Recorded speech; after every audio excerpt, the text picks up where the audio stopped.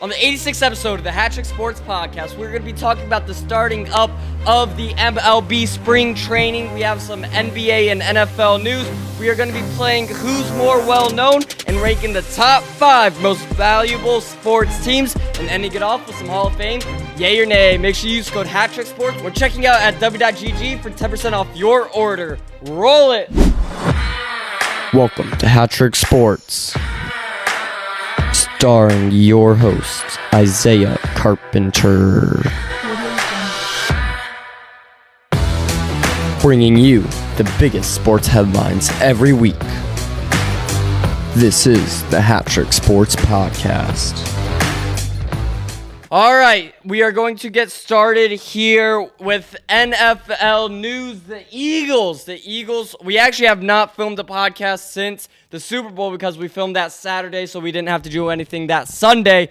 So the Eagles obviously won the Super Bowl. It's been a week by now, and they had their parade, and there's just some stuff going over the parade. First of all, Jalen Hurts, I'm not sure if he sleeps or not. Like, I feel like I've seen him everywhere in all sorts of different talk shows, late night shows. I saw something at him at like Raising Cane's or something, all within like 3 days after winning the Super Bowl. And then I found out that he bought like a $200,000 house in Texas because he wants to live a normal life in the offseason. Just a wild guy. I thought he would lighten up after winning the Super Bowl and doing what he's obviously been dreaming of his entire life. But no, he's still locked in. I think he's hoping to do the same thing next year. But the Eagles fans are absolutely crazy watching part of that parade and stuff. They had all sorts of guys out.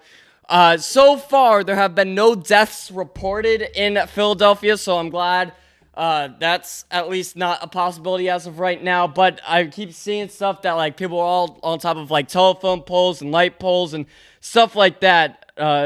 Fans screamed and cheered Friday. Jalen Hurts and Eagles. One second, I had something highlighted here. People were staying overnight in the freezing cold Philadelphia weather, huddling over blankets and intents to secure prime spots near the Philadelphia Museum of Art, where Eagles took the stage on the Rocky Steps. Jalen Hurts says that since he has been in Philly, he has not been over there because he wanted his first time over there to be after he won a Super Bowl. So there you go. He fulfilled that check off the checklist, and now he could go on the Rocky Steps. Hurts said, I told myself that when I got drafted that I wouldn't come to the Rocky Steps until I won a championship.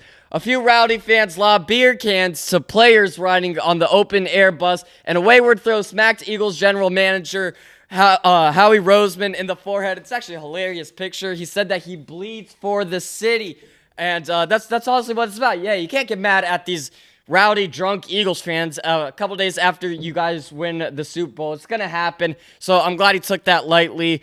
Because that could have ended up very bad for both the fans and the team if, they made a big deal out of that. Like I said, climbing trees, light poles, on top of ladders, statues, all sorts of stuff. Eagles fans are absolutely crazy, but it was cool. It's good to see champions be recognized by their city, and the parade was actually really fun to watch. Let's talk about the Jets. They officially released Aaron Rodgers. I said that in his last game. I said that was probably going to be his last play with the Jets, but all these comments, and I'll pop them up here, but all the comments were like, no, he's still gonna play more with the Jets, he's still gonna play more, blah blah blah. Nope, but the Jets officially released Aaron Rodgers. They said they basically, it sounds like it was a mutual thing. I don't think Aaron Rodgers really liked the Jets too much. Obviously, his first year, he was injured after like a couple snaps, and then the second year, I just don't think it's not the Packers. He's just used to the Packers, and it's just not them. And he's obviously a very, very weird dude, Aaron Rodgers is. But they said it was important to have this discussion now to provide clarity and enable each of us the proper time to plan for our respective futures, they said. We want to thank him for the leadership, passion, and dedication he brought to the organization and wish him success moving forward. Aaron Rodgers did not put out any statements after they released him. But, I mean, I think that he's probably in a cave somewhere. He probably doesn't even know he's been released yet, doing yoga or something or whatever Aaron Rodgers does in the offseason.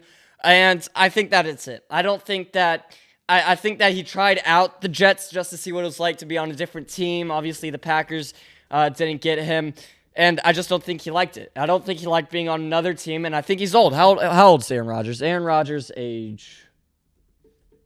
1 second here. Aaron Rodgers is 41 years old, so yeah, he's old. He's very, very old. It's an end of an era. It's sad to see. But, you know, it happens. It happens to everybody. Once you hit 40, there's no shot you can keep getting tackled. It's just so hard to do. There's only a few guys that do that well, that play at the age of 40 well. And, in his prime, yes, he was great, but I think he's slowing down. He's definitely slowing down. Like I said, I had a feeling that he wouldn't be with the Jets anymore. What team will pick him up, or will a team pick him up? I don't think so. I think that a team's interested in him, don't get me wrong, but I don't think that he's interested in any teams at the moment. Again, he doesn't need the money. He doesn't need to get hurt. He's a very weird dude. I honestly have no idea what he does or does not want, where he wants to live, and I think he just wants to retire. And, I think that's what he's going to do. I think he's going to retire. I'm glad we got to see the last couple seasons of him, but nobody will ever forget his prime. More NFL news. Kadarius Toney. I honestly kind of forgot about the dude. Let's move on. Wide receiver Kadarius Toney arrested in Georgia for allegedly strangling a woman. What are we doing? Okay, so your NFL career flops. You don't go strangle women. Come on, man. It says here, wide receiver Kadarius Toney was arrested last week in Georgia on 2 counts, according to Online Record. He was booked in a county jail. Each bond was set at like $25,000 per count. He had 2 counts, so I believe it was like $50,000 bonds. And then the next day, records showed that he wasn't no longer booked in the system, so I'm assuming he took that bail of $50,000. TMZ Sports, citing police documents reported on January, he allegedly put his hands around a woman's throat and squeezed with enough force to cause her to be unable to breathe. Yes, not good. Again, all alleged as of right now. Apparently the woman was 7 months pregnant, had her daughter in her hands, and apparently it was Kadarius Toney's girlfriend. Now, I'm not sure if the kid's his, because, again, she said that she's 7 months pregnant, so I'm not sure if that 7-month pregnant, the baby in her stomach, I'm not sure if that's Kadarius Toney's kid or another dude's kid, but that would change a lot in my eyes, at least. He also allegedly took the woman's phone to prevent her from calling authorities, and later she, snuck out and went to a neighbor's house and called her from her neighbor's phone, something like that. Neighbor's residence in Dougsville, Georgia. She said that she was pregnant.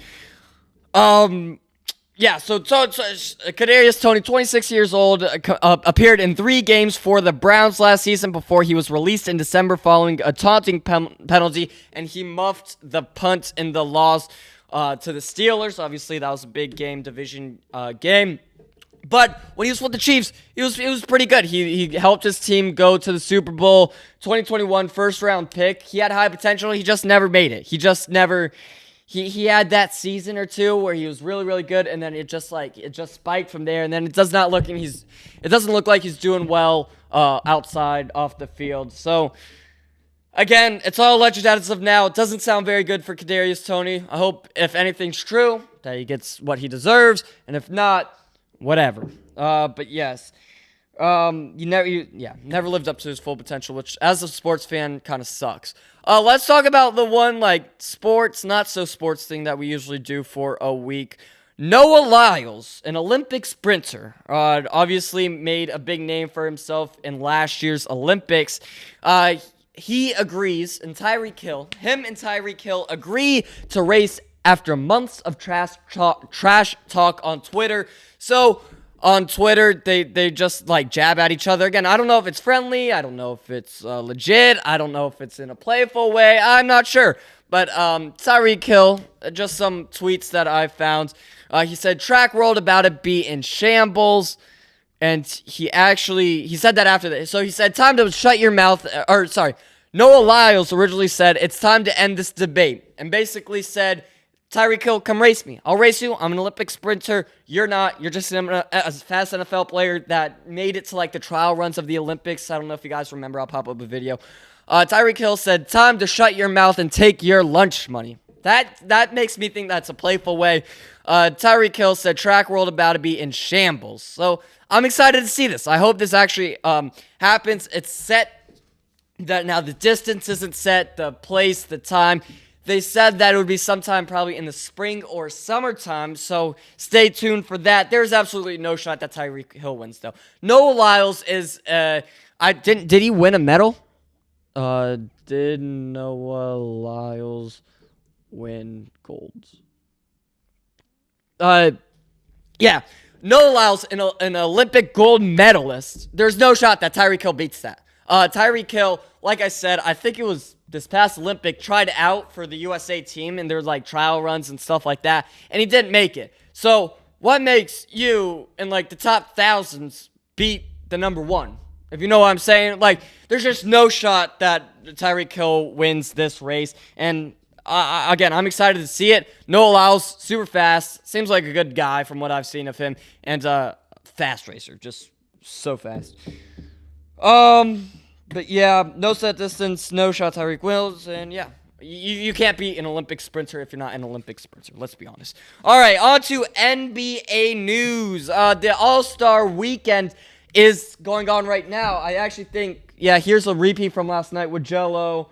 I think that's the only TV that has that on. But later today is going to be the official All-Star game, but one thing that the NFL is doing is they're doing kind of like what the NFL did with their NBA games. You had the dunk contest, you had the bounce thing, you had the three-point, you had all sorts of stuff. You have all sorts of stuff. And Draymond Green, which, again, keep in mind, it is Draymond Green, he says that the games are boring. He says that he doesn't want to do them no more. He said that they're boring. Let me go on to the exact, here you go. One second. Let's see. He was asked a simple question. Does he think that the NBA game is boring? And he said, absolutely. Pretty straightforward answer.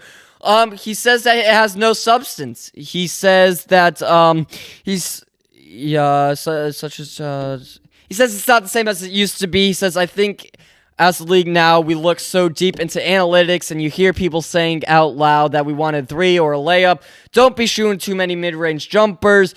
10 million said Saturday. You hear that, and I think it just kind of takes it away originally. 1 second. But it's a copycat league that we play in, and you can't have everybody playing one way. So basically what Draymond Green is saying is that it's boring, and that not many NBA players like the NBA games, all-star games. You saw Wemby and Chris Paul kind of cheat their way into the three-point contest. Yeah, there's ways to get around it. But if NBA players don't like it, and the viewership is down from years past, then it's just losing money for the NBA. Now, I'm all for it. In the NFL, it sounds like a lot of in the NFL Pro Bowl games, it sounds like a lot of NFL players love doing it. It's like an end-of-year party for them. That's how I think of it. Sure, viewership is down on national television for them, but at least they all come together. They all basically work for the NFL, and they all get to do what they love best, playing football and stuff like that. And so, again, this is like the halftime for the season for the NBA, and you're basically like, yeah, we don't really like this. It's not really a party for us. We don't enjoy this. Viewership is going down, so the NBA needs to figure something out because they're just losing money. You have the producer that doesn't like it, and then you have the consumer that doesn't like it. That equals zero. That equals nothing. There's no point of spending all this money if nobody really enjoys it. So I do like that it's like for these this like all-star game tournament style that they're doing this year. I do like that it's like first to 40 or whatever instead of like a regular timed game because, hey, people are going to try to get to 40. People aren't just going to walk up and down the court for an hour or whatever. So I do kind of like that part. But again, in the grand scheme of things, this is Draymond Green. We're talking about guys that get into fights all the time, and he's not going to get excited unless there's a fight. So that's just my thoughts on this whole NBA All-Pro things. Like an MLB. I personally love the MLB All-Star game and the home run derby and stuff like that. And I think that the players like it too. You have them all mic'd up. Just stuff like that. I like that stuff. But if consumers don't like it and the producers don't like it, then the NBA, why do it? Like, that's just my thought. More NBA news. Shaquille O'Neal returning to TNT on a $15 million plus deal. Shaq is staying with TNT Sports on a new contract worth more than $15 million, according to Front Office Sports reported Friday. The news means that Inside the NBA is going to stay together, but it is going to transfer into ESPN or something like that. It's kind of confusing the last few years, like the last year or so with all this happening. TNT was an odd network out in the NBA's recent TV rights negotiation as NBC and Amazon joined previous right shoulder ESPN in inking deals for basketball games. That left TNT without a need for pregame and postgame NBA shows. TNT is licensing Inside the NBA to ESPN in exchange for a package of Big 12 college football and basketball games. So it's going to be on ESPN. But Shaq still making millions, baby. Like, I don't know, how many franchises? How many franchises does Shaq own? That's the real question. He owns multiple franchises, including Auntie Anne's, Big Chicken, Krispy Kreme, Papa John's. He invested in all sorts of other brands. He has about 18 locations, owns 9 stores in Atlanta. Joined the board, and that's just for one. Holy cow. So yeah, he's still making millions of dollars every year. Congratulations, Shaq. You don't need the money. I don't know why you're working so hard. You're retired. You're one of the biggest big men of all time. Whatever. Do what you do. I'm glad that he's back. I'm glad Inside the NBA stays, but it will be transferred to ESPN. All right, let's go over LeBron James. So I saw this thing that Stephen A. Smith did in his little thing, and he was like, hey, what team should retire LeBron James' number? Obviously, one of the greatest basketball players of all time. He played for the Cavs, the Lakers, and the Heat. So, that being said, which of those 3 teams, or all of them, or just 2 of them, or just one of them, whatever, which teams should retire LeBron James' number? So, I am going to go over to the stats and see how influential they are. Now, I think, without a doubt, the Cavs and the Heat automatically retire his number. Just retire him. 1 second. So the Cavs, he wore. Oh, that was the Olympics. So do you wear the 6 too? So the Cavs got to retire the number, and the Heat's got to. Now the debate is: do the Lakers retire the number 23? Now LeBron James did bring them to a championship. He didn't really lead the... Wait. Since he's been in LA since 2018, he hasn't led the league in a whole lot. The only thing he's led the league in is assists. 1 year with 10.2. He was... In 2018, he was 11th in MVP voting. He was an all-star in all these. He was second the next year in MVP voting, then 13th and 10th, all-stars. So stuff like that. But he never led the league in anything big since he's been with the Lakers. He's kind of making another push for it. He's still doing absolutely great. I don't know how many years in his career. 22 years into his career. Just absolutely crazy. So what do? Do you retire as the Lakers? Do you retire his number or do you not? Now, I'm going to look up Lakers retired numbers, and that will determine if they have 8 and 24 for Kobe Bryant. They have Wilt Chamberlain's 13. I just want to know full number. How many numbers have the Lakers retired?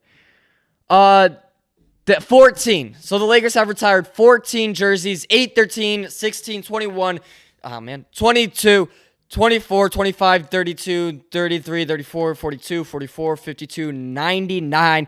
So then you're going to add, if you add 23 in there, that means nobody will ever be able to wear 21, 22, 23, 24, 25. And I just think there's going to be a point in the NBA where there's like only 5 jerseys available. I mean, you need, there's so many guys on a roster with a different number. You can't just be handing out retired jerseys. So for the Lakers, I'm going to say no. I do not think that LeBron James jersey should be retired. in the Lakers organization. But the Heat and Cavs, yeah, just do it. Obviously, one of the greatest basketball players of all time. But just for the Lakers to have 15 retired jerseys, and when were the Lakers founded? When did the Lakers become a team? In 1947. That just seems like too much. That just seems like too many jerseys are retired. So for the Lakers, no, don't do it. But for every other team, feel free. Retire his number. He deserves it. All right. Oh, now we're going to play a fun game. We are going to be playing a game that I saw on Barstool Gambling or betting or whatever it's called. And it is called one second. Here we go.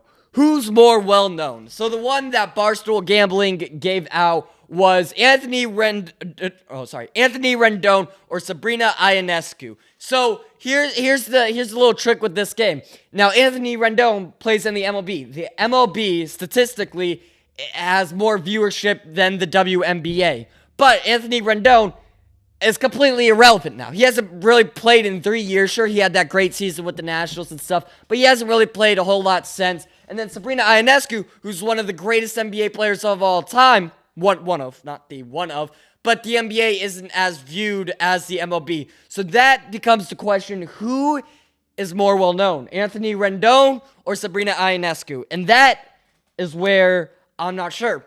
I think that Sabrina Ionescu is more well-known than Anthony Rendon, just because if you don't watch the MLB, you have no idea who Anthony Rendon is. And I bet half of MLB fans don't even know who Anthony Rendon is, especially younger guys or guys that haven't been paying attention to the league since 2017.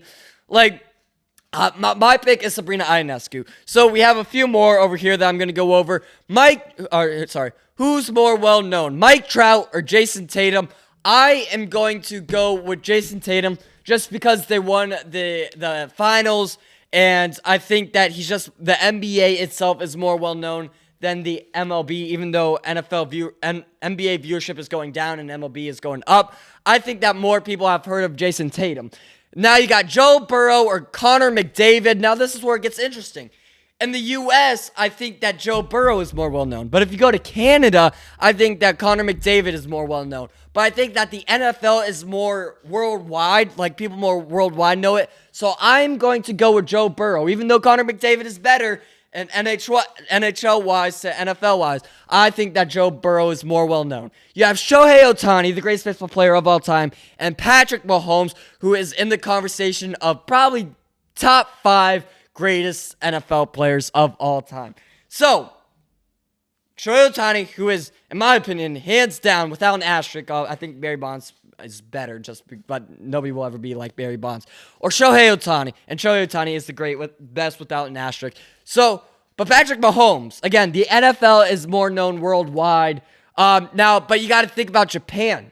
Every single Japanese person in the entire world knows who Shohei Ohtani is. Think about Tokyo. Think about everywhere in Japan. Japan's population. Let's look up Japan's population. 124.5 million people in 2023 in Japan. Shohei, I bet at least 50 million of those know Shohei Ohtani. Being conservative. That's a very, very conservative guess. It could be a lot more than that. So, that being said, but Patrick Mahomes, it's just hard to beat Patrick Mahomes. And in the U.S., I think that Patrick Mahomes is more well-known than Shohei Ohtani. But worldwide, I think that Shohei Ohtani is more well-known than Patrick Mahomes. That's my final answer. All right. That's a dumb one. Not going to do that one. Damian Lillard or Trevor Lawrence. Now, this is an interesting one. Trevor Lawrence in college. A lot of guys watch college football, and if you watch college football, you know Trevor Lawrence. But Damian Lillard in the NBA isn't the greatest. He's not the worst, but he isn't the greatest. So, this is a hard one. Just because we have two guys that aren't, Trevor Lawrence isn't that good in the NFL. Trevor Lawrence isn't that good, but I feel like college football is where it's at. But I'm going to say Damian Lillard is more well-known than Trevor Lawrence. All right, you have Nikola Jokic or Mookie Betts. All right, here's another interesting one. Mookie Betts isn't even the best guy on the Dodgers, let's be honest. So that being said, I think Nikola Jokic breaks more records, obviously going to the finals, winning finals, everything like that. So I'm going to go with Nikola Jokic. All right, you have, let's do an interesting one. I have like a list of 20 of them. No. Travis Kelce or Paul George. I'm going to go with Travis Kelce. LeBron James versus Tom Brady. Now, this is the one that I really wanted to get to. LeBron James versus Tom Brady. Who is more well-known? This one's cool because you have two GOATs. Some would consider LeBron James a GOAT. I think that Michael Jordan's the GOAT, but LeBron James is number 2. But Tom Brady is the greatest football player of all time. Hands down, you can't even argue it. Don't argue it. Don't even try to argue it. So who is more well-known? I think the longevity, the influence that he had on the game, just everything. The records he's broken, just everything. I think that Tom Brady is more well-known than LeBron James. So that is that little game. If you guys like that, comment down below, and maybe we'll play this game again. Who is more well-known? Let me know what you guys think. Let's move on to MLB news. We had some signings the last few weeks. You have Alex Bregman officially with the Red Sox, $120 million for 3 years. He has some other offers, but that was the best offer that he got for all the offers that were announced. The AL East is going to be a very, very interesting division this year. Because the Yankees, don't tell Yankees fans I said this, Yankees got a whole lot better in this offseason. And then the Red Sox picking up these guys. The Blue Jays are going to be the same as always, just kind of mediocre. The Orioles, I think, are going to be worse than last year, obviously losing Burns and guys like that. And then you have the Rays. The Rays are, again, very interesting. The Rays are going to be playing outside in Florida during the summer. Not going to end well. There's going to be 30 rain delays. There's going to be so many games that are postponed and rescheduled and stuff like that. It's just a very, very interesting division, but Alex Bregman joins that division, and the Red Sox are going to try to beat the Yankees. I don't think it's going to happen, but they're going to try. You have Nick Pivetta. He signed with the Pods for $55 million for 4 years. Good for him. He's a bum. He's a pod. If you're a pod, you're a bum. Cole Reagans, left-handed pitcher, signs with the Royals, $13.5 million for 3 years. Now you guys might be saying, hey, that's cheap, but I believe this covers part of the arbitration. So for you guys that don't know, arbitration is basically like once you get drafted or signed or whatever, basically, the team pays you a set amount, and usually it's like league minimum or something like that. Until your arbitration's up, then you become a free agent, or they can resign you. It's a big thing. Look up arbitration. But I believe this covers part of arbitration, if I'm not mistaken. Left-handed pitcher, and then you have Kershaw re-signed with the Dodgers for, I believe it was 1 year, $7.5 million. He's just going to be basically helping Mark Prior out, the pitching coach for the Dodgers. There's a lot of new guys. There's a lot of guys, rookie guys. There's a lot of new guys coming into the Dodgers pitching rotation, and basically I think what Kershaw's going to do is maybe he's going to pitch 10 games this season, but what he's going to mainly do is help ease these guys into the Dodgers clubhouse and stuff like that. Help coach them, be a mentor for them, be the veteran, and, that's all you can ask for. $7.5 million to the Dodgers, absolutely nothing. That's like if I asked you for 25 cents for a gumball. That's basically what it is. More MLB news. The Dodgers and the head of baseball operations over there, Andrew Friedman, announced that they are going to have a 5-man rotation until Shohei is ready to come back on the bump, which may be April, May. I think it's going to be May, if I'm not mistaken. But if we are going to look up all the starting pitchers for the Dodgers, and I'm not sure how they're going to make it. I'm not sure how they are going to make a 5-man rotation. Yeah, Blake Snell, Yoshinobu Yamamoto, Tyler Glasnow, Shohei Ohtani, Roki Sasaki, Tony Gonsolin, Clayton Kershaw, Dustin May, Landon Knack, Emmett Sheehan, Gavin Stone, who's on the 60-day IL, and then River Ryan, who is also on the 60-day IL. So you have all these guys. How are you going to make a 5-man rotation? A lot of guys going to go to the bullpen, but from last year, we have one of the best bullpens. The bullpens is what won the Dodgers the World Series. You had Kopech, you had Trennan, Tanner Scott, Alex Vesia, Brusdar Graterol, Kirby Yates, Anthony Banda, and Casperis. You have all these guys in the bullpen. How many total pitchers? 1, 2, 3, 4, 5, 6, 7, 8, 9, 10, 11, 12 starting pitchers. 13, 14, 15, 16, 17, 18, 19, and 20. 20 total pitchers for the Dodgers. What are you going to do in the postseason when you can only have a 26-man roster? Not sure what they're going to do. It's a good problem to have, but it's a problem. You're going to have to DFA some guys, trade some guys, do something. You got to do something. Marcus Stroman doesn't seem like a good guy at all, but it's, again, causing trouble in the Yankees organization. The Yankees, just coming off of a tough World Series loss. They lost one of their best players. They signed a whole bunch of other guys.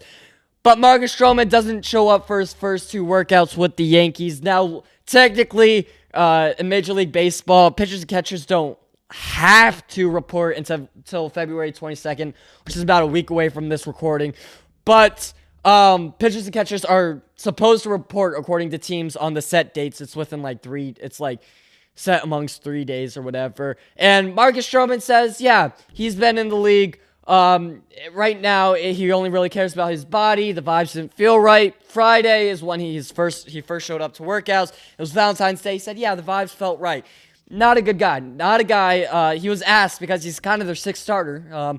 He said, are you going to go to the bullpen? Like, what are you doing? You're trying to fight for a starting rotation spot in the Yankees organization. Why aren't you showing up? Do you want to go to the bullpen? And he was like, no, I'm a starter. I do not belong in the bullpen. I will not go into the bullpen.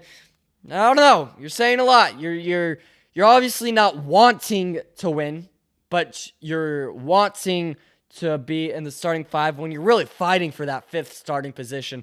So yeah, Marcus Stroman, watch out for him, Yankees. Doesn't sound like a good guy. Doesn't seem like a good guy to have on your team. Brings the team down. That is not what you need. That is not what you need.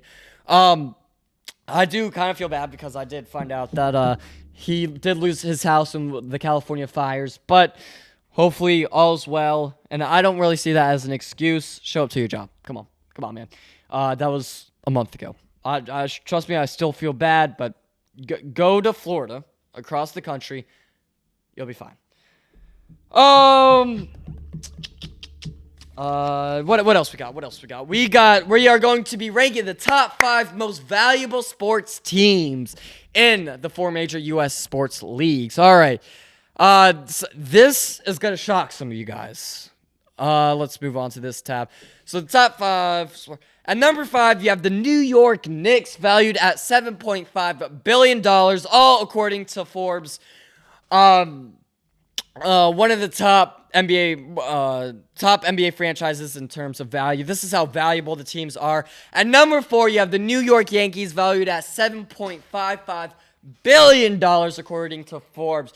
It's expensive. That is a lot of money. I am shocked that they are ahead of the Dodgers. I mean, I thought that the Dodgers in LA, I thought that they would be worth more, but I guess not. At number 3, you have the Los Angeles Rams, valued at $7.6 billion. The top NFL franchise, one of the top second most valuable NFL franchise is. At number 2, at an evaluation of $8.8 billion, you have the Golden State Warriors.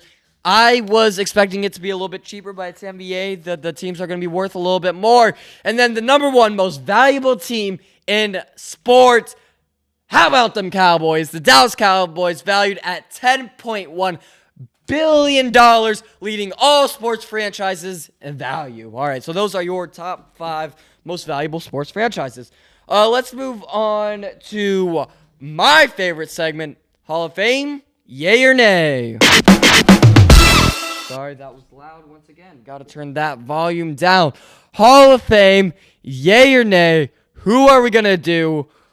Let's choose. We're going to choose a random one.